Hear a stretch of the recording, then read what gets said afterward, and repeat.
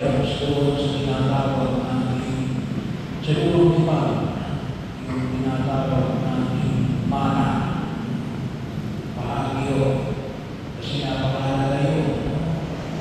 Yung mana ay yung mga ibon na nagsustain, nagbigay ng lakas sa mga Israelita sa kanilang paglalakbay mula sa Ehipto hanggang makamit nila ang lumang pangako for the period of 40 years. So bahagi yun, din ang kanilang naging pagkain. Yung mana na mula sa langit. Physically. Kaya kung kasi po, yung unang breakfast at mabigat po yun sa mga ulo, sa magkano maliwanag sa kanila. Kung madano, hindi nila makakamit yung lupang pangako na tinatawag natin ngayon Israel. So bahagi yun kung saan ay maunawaan natin na kung tutusin ay nagpapahayag ng alin ng patuloy na pangangalaga ng Diyos at yung malapit na presensya niya sa kanyang bayan ng pinili. Kung tutusin ko, kapag sinabi natin yung lumang pangako, yung biblical Israel, o yung present day, kasi pinati na tinatawag natin na yung Israel at Palestine. Yun yung Israel ng lumang pangako. Pero ano yung pagkaya na dinayo ng Jesus? Na ngayon, ibinabahagi na natin, ako ang pagkain na nagbibigay ng buhay na walang hanggan. Sabi ko na iba natin mga kapatid, na hindi na tuloy mo. Salita ng Diyos naman. Kaya yung pagkain na nagbibigay ng buhay na walang hanggan. Hindi lang ito salita ng Diyos kasi pagkakala natin naman ni Diyos sa ibang ngayon sa naman. Ang pagkain ibibigay ko sa inyo, hindi niya sinabi ang salita. Ang salita ng Diyos, pwede rin natin sabihin na maging pagkain natin, kasi yung maging bahagi ng aming pagkakilan. Pero yung pag sinabi ng Jesus na yung salita ng Diyos at pagkain ibibigay ko ay ang aking naman. Yung naman mismo na Jesus, katawan, ano po. Kaya nga po, yung mga unang mga Kristiyano ay naging mga kalaban, lalo-lalo na ng Estado ng Roma. At isa sa mga parabang na ibinigay sa mga Kristiyano ay hindi kumakain pa ang tawag na namin kanipag-isip. Kasi na, sila ay nagpupulong sa mga gawagin natin katapong kundi kaya sa mga bahay na nakapinig ang mga pito at ano ba yung nagililig ng mga espiya. Ito ang aking kalawan na inihandog para sa inyo. So, bahagi o kanin ninyo ito. Wala lang sila nakikita. Ang hindi nila nakikita yun ay ang awang-awang yun binabay. Kaya isa yun sa naging bahagi. Kasi hindi na nila nakuha.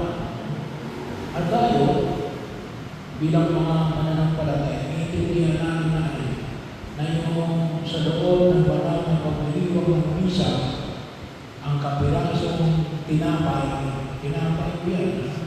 Ang tawag na natin yan ay unleavened bread. Ang tinapay na walang ligadura. So, walang pampaalsa. Hindi katulad ng pandisan, may pampaalsa. Kaya po yan, walang pampaalsa yan. Pero tinapay yan. Na kapag kinonsagra ng pari in persona Christi sa katauhan ni Jesus, yung nangyari sa Kalbaryo ay nangyayari sa bawat pagdiriwang ng misa. Yung pagsasamayon na itong kapirasong tinapay at ilang patak ng alak ay nagiging katawan at dugo ng ating Panginoon Jesus. Yan yung kalokohan na pinag-aawakan natin na nangyayari lamang sa loob ng pagdiriwang ng misa. Iba pa yung salita ng Diyos na nagbibigay ng buhay na wala na. Ito mismo sinabi ni Jesus na ang pagkain ibibigay ko sa inyo ay ang aking laman. At ang sino mang hindi kumain ng aking katawan at uminom ng aking dugo ay hindi magkakamit ng kaligtasan. Kaya mahal niyo, dinudulog namin. Kaya nga yung maanyaya ng simbahan na maliwanag ng tanda ay kapag walang hanlang, tanggapin natin yung banal ng komunyon. Tanggapin natin yung banal ng komunyon.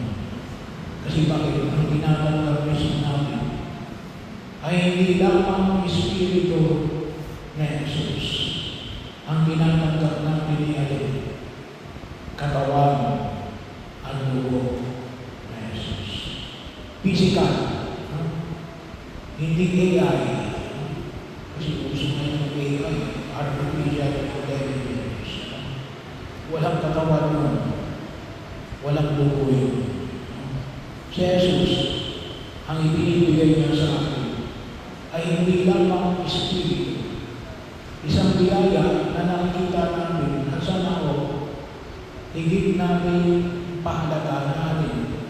Ibinibigay ng Diyos ang kanyang sarili sa atin. Katawan, dugo, at Espiritu. Bahagi yun. Siya ay physically present sa atin. Hindi lang siya spiritually present. Para pag sinabi yung isang iba na sumama ka, hindi kasama niyo ko sa Espiritu. Hindi. Kasama niyo namin si Jesus. Personal. Hindi lamang sa Espiritu. Katawan at dugo. Kaya kung tawagin ako namin, that is the encounter, inkwento ng tao at ng Diyos. Kaya kapag sinabi ko yung tinanggap ko naman si Jesus bilang Panginoon na tagapagligtas, dapat maging proud tayo. Masabi namin, tinanggap ko si Jesus bilang Panginoon na tagapagligtas. Every time na ako'y tumatanggap ng komunyon, katawan at Espiritu. Of course, muli, ang sabi nga natin, mayroon lang dalawang handa para hindi natin matanda kasalanan malaki. Kung may kasalanan malaki, anong gagawin? Mga umisa. At yung hindi pagkain ng isang oras ng anuman maliban ng tubig. Siguro naman ay kaya natin ang tawag na namin dito ay Eucharistic fasting. 1 hour, isang oras lang naman na hindi tayo kakain. Pero kapag walang hadlang na yan, mga walang hadlang na ito, tumanggap tayo ng komunyon. Bakit? Biyaya yun. Masabi namin, kasama ko si Jesus. Katawan. At yan ay isang biyaya na ipinagkakaroon sa atin. Walang ibang religion na nagsasabi kasama nila ang Diyos. Physically. No? Pwede nilang sabihin na kasama ko sa iyo, kasama ko ang Diyos sa Espiritu. Tanging tayo lamang ang nagsasabi, kasama ko ang Diyos sa Espiritu, katawan. Saan? Sa anyo ng banal na Eucharistia. pakinabangan natin, kausapin natin sa Jesus.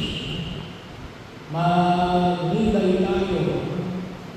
Isumbong ninyo, ang pwede ninyong isumbong kay Jesus. Pag tumagal kayo ng banal na Panginoon, bahagi yun na kung saan yung makita natin.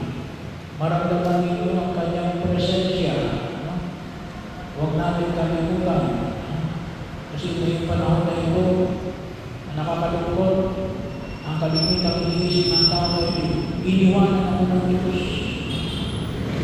Para pinag-iisa ko ng Diyos. Hindi. Natin. Kaya lang, baka hindi natin siya pinapansin. Ito yung biyaya, isang napakalaking biyaya ng ating pananampalataya. Nanawa, higit natin pakinabangan. Kasama ko,